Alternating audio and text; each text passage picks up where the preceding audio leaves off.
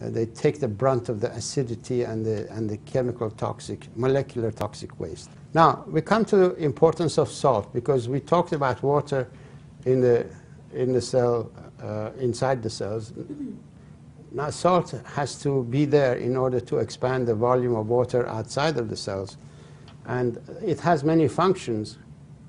It is involved in nerve cell communication. Sodium-potassium pump is involved in transmission of messages throughout the body in the nerve pathways. It is vital for absorption of food. The sodium-potassium pump is vital for absorption of all the food elements. It clears lungs. It hydrates the lung tissue. It charge shields mucus, and mucus becomes watery and becomes much easier to get rid of. Prevents muscle cramps, because it takes the acid out of the cells, muscle cells. Also, because it expands the circulation to the muscles, and the toxic waste can be washed away. So it is vital for cramps. It is vital for maintaining the structure of bone, because when salt is there, the body manufactures hydroelectricity and doesn't need to tap into the calcium bondage in the bone structure. Not only that, but bone is a reservoir for salt. It is in fact the salt crystals. 27% of the reserves of the salt of the body is stored in the bones. It is salt crystal that gives bone its firmness and hardness. In other words, osteoporosis and osteoarthritis eventually is caused by salt deficiency as we come. Salt is vital for sleep. Anytime you can't sleep, if you drink a glass of water and put a tiny pinch of salt on your tongue, you will fall into a baby sleep for at least 4 hours without any problem. I had an experience, so that you don't think that this is a very recent thing. In 1963, I went on pilgrimage to Mecca. I was brought up as a Muslim, but I believe in all religions, so I'm faithful to all of them. Because I believe in God, and they're all His teaching. They carry His teaching. Saudi Arabian government was reluctant to release the plane that had 180 people on board. They kept it on the tarmac in that hot environment for 4 hours. 3 hours into that delay, because don't forget we were there 18 days in the heat and we were all dehydrated as a result. 3 hours into this delay, all of a sudden I heard someone shrieking, "Oh my heart, oh my heart." And there was a doctor on board, called the stewardess and said that please tell them that there is a sick person, they should send an ambulance. I immediately realized instinctively what had happened. There was containers with lemonade. I went and got a whole lot of salt and filled the whole glass with lemonade and added a lot of salt to it, shook it and gave it to him to drink. And he drank it, and within 3 minutes there was no more pain. What had happened, because we were sitting still, the only part of his body that was moving was his chest cavity and breathing. He had had cramp of the intercostal muscles because of salt deficiency. We had sweated a lot of salt out of our bodies. And once I had replaced this water and salt in the form of lemonade, that cramp went away. So salt deficiency is a very significant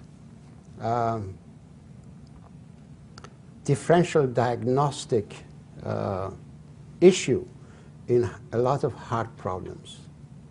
A lot of these all of a sudden pains may be produced by dehydration, as I have experienced. I treated a person with 3 glasses of water when his pain had begun at 1 o'clock in the afternoon after lunch. When I saw him, it was 11 o'clock. He was in in real, almost semi-comatose state from pain. He wouldn't respond. I shook him. I said, what's the problem? He said, my peptic ulcer disease is killing me.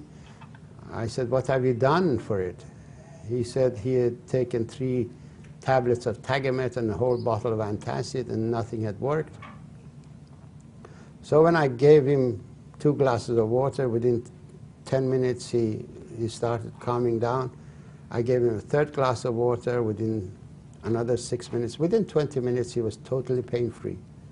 So dehydration can mimic surgical complications or problems of surgical nature, because normally this person would have been rushed in America or in Britain. He would have been rushed to the hospital, and they would have opened him up to see what's happened. And of course they wouldn't have found anything because he was only thirsty. Salt is vital in extracting acidity out of the cells. In cation exchange, what happens? Sodium goes into the cell and hydrogen ion comes out. This is a silent activity. Then potassium goes into the cell and sodium comes out. So this is a cation exchange mechanism that you need salt in order to extract excess acid out of the interior of the cells and reduce, or rather take the acidity out and make the internal environment of the cell alkaline. Brain cells perform this function by having a lot of salt in their environment, because cerebrospinal fluid is no less than a very salty ocean of water around the brain. Salt is essential for balancing blood sugar. Osmotically, when there isn't enough salt, the design of the body is such that its sugar level goes up in order to osmotically draw water out of the cells and make it available for the brain, because the brain doesn't need insulin in order to metabolize the excess sugar. And water is essential for hydroelectric energy. Salt is vital for essential absorption of essential minerals. When we are short of salt, means we don't break salt down into sodium and chlorine or chloride in order to manufacture sodium bicarbonate, which is an acid neutralizer, and hydrochloric acid, which is poured in the stomach. Hydrochloric acid is vital for absorption of the essential minerals. Zinc, magnesium, manganese, selenium, copper, chromium, and molybdenum, in that order, depend on acidity inside the stomach in order to get absorbed. So, in other words, salt deficiency can directly cause mineral deficiency. That's why a lot of people in dehydration are both zinc deficient, magnesium deficient, and selenium deficient, and a lot of impotence is probably caused by this guy not being available as a result of salt deficiency. Water is vital. Salt and water are vital elements for integrity of the brain function. As you know, 85% water the brain is, and all transport systems in the nervous tissue are carried in microstreams. There is a better slide of this will come. So dehydration is responsible for loss of essential amino acids and minerals, which are ultimately the cause of a whole lot of neurological disorders and brain damage. This is a single nerve in a large bundle. It has microtubes. Microtubes are perforated cation pumps that are stuck together side by side. These microtubes act as drainage pipes in the cytoplasm that has got organized water. So it draws water and creates an area of lower viscosity, and the transporter protein moves on the microtubes that generates hydroelectric energy for transfer of this vesicle of products which have been manufactured in the nerve cell itself, but has to be carried all the way down to the extreme nerve endings. Some of these elements are on passage for months before they reach their destination. And yet this is called the fast axon transport system. That is how water is vital for nerve transmission. You need to have the raw materials in position to perform a function. In dehydration, you deplete the raw materials that are required, and that's why people tire much more easily when they are dehydrated. In dehydration and associated achlorhydria, zinc, magnesium, manganese, and selenium are the elements that become depleted. Multiple sclerosis, amyotrophic lateral sclerosis, which is Lou Gehrig's disease, Parkinson's disease, Alzheimer's disease, and others strongly reflect some of these mineral and amino acid deficiencies. So dehydration and salt deficiency are primary elements that are required in order to prevent neurological disorders. If you want your parents, yourselves, not to suffer later on in life from Alzheimer's disease, remember, water and salt is probably the better medications for you, preventive medications, than anything you can imagine. And they're cheap, don't cost anything. Now, salt is vital for bladder control. How many of you know people who are truly incapacitated because they can't hold their urine? They always have to wear pads.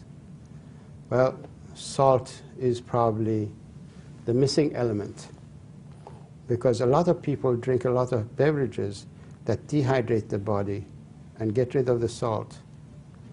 And salt is essential for smooth muscle to become strong. This is a lady whose letter is in my book, ABC of Asthma, Allergies, and Lupus. Her name is Dotley Reed. She is a poetess. She's a very intelligent person. She delivers spare parts, 8 hours sits in the car and moves from one service station to another, delivers spare parts. She always had to carry 3 changes of clothes in with her because she knew that she would need them. She had no control over her bladder. She would leak. And she came across my information on salt and started increasing her salt intake. And within 3 or 4 days, she noticed the difference. Within 8 days, she was totally dry. And this is her quotation from the book. She says, "I have a weak bladder and had even taken spare clothing as I was sure they would be needed. I arrived with not a drop of anything on my clothing. I had talked myself off salt, a bad mistake." It's a bad, sad experience that 15 million people have that? I understand that there are this number of people who have this problem and bear it with a lot of grace, but unfortunately they are suffering. So salt is a vital element. We come to the gist of what I had experienced in the prison, because